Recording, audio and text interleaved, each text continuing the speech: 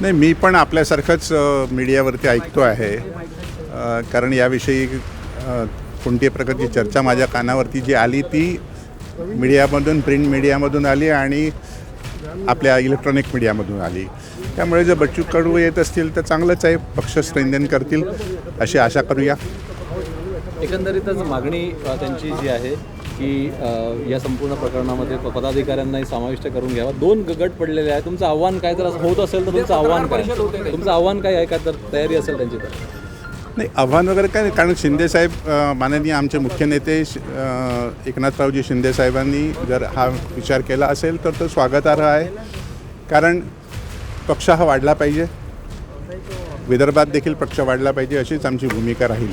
मराठी सक्तीवरून जी date होती ती पुढे ढकलण्यात आली आहे, पण दुसरीकडे म्हणण्यात येते मागे हटला असा संजय राऊतांनी सुद्धा आरोप केलेला आहे. मराठी सक्तीवरून संजय निरुपमांची भूमिका वेगळी आहे, आपल्या पक्षाची सरनाईक यांची भूमिका वेगळी आहे, काय म्हणणार? हे बघा, मुंबई ही महाराष्ट्राची राजधानी आहे आणि महाराष्ट्रात मराठी बोललं गेलं पाहिजे अशी आमची सर्वांची धारणा आहे.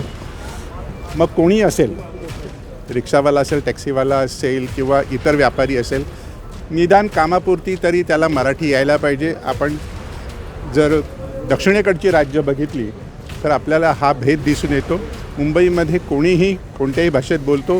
मुंबई सर्वांना जरी सामावून घेणार असेल तरी मुंबईचं मुंबईपण आणि महाराष्ट्राचं महाराष्ट्रपण टिकवायचं असेल तर मराठी टिकलीच पाहिजे असं माझं मत आहे. आपण पण टॅक्सी युनियनमध्ये होतात, नेतृत्व केलेलं आहे, त्यामुळे आपण काय म्हणजे एक सल्ला द्याल किंवा सूचना कराल या सगळ्या भूमिकेवरून? या भूमिकेवरून टॅक्सी युनियन मी काही वर्षापूर्वी पाहत होतो.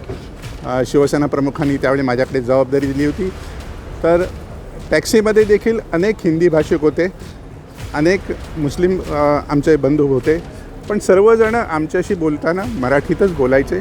आणि आम्ही देखील त्यावेळी असंच म्हटलं होतं की जास्तीत जास्त मराठी बोललं पाहिजे आणि मराठी माणसाने देखील एक प्रयत्न केला पाहिजे की कोणाशीही बोलताना मराठीतून पहिल्यांदा बोललं पाहिजे. एकनाथ शिंदे जेव्हा मुख्यमंत्री होते त्या काळात पर्यावरण मंत्री म्हणून त्यांच्याकडे पदभार होता, तर त्या काळात तलावाचे जे सर्व घराचे जे कामं होते ते आता पंकजा मुंडे यांनी रद्द केलेले आहे. हे बघा, हा प्रश्न मला वाटते की पंकजाताईंना विचारला तर योग्य होईल, कारण हा त्यांनी का निर्णय घेतला हे त्यांना जास्त माहिती असेल आणि मी याच्यावरती काही कमेंट्स करू शकत नाही. बच्चू कडू संदर्भातली नेमकी भूमिका काय? म्हणजे आता त्यांनी पक्ष विलीन करावा का पहिले पक्ष प्रवेश करावा, आमदारकी घ्यावी, मंत्रिपदासंदर्भात 6 महिन्यांना विचार होईल, काय नेमकी भूमिका काय शिवसेनेची या सगळ्यांची?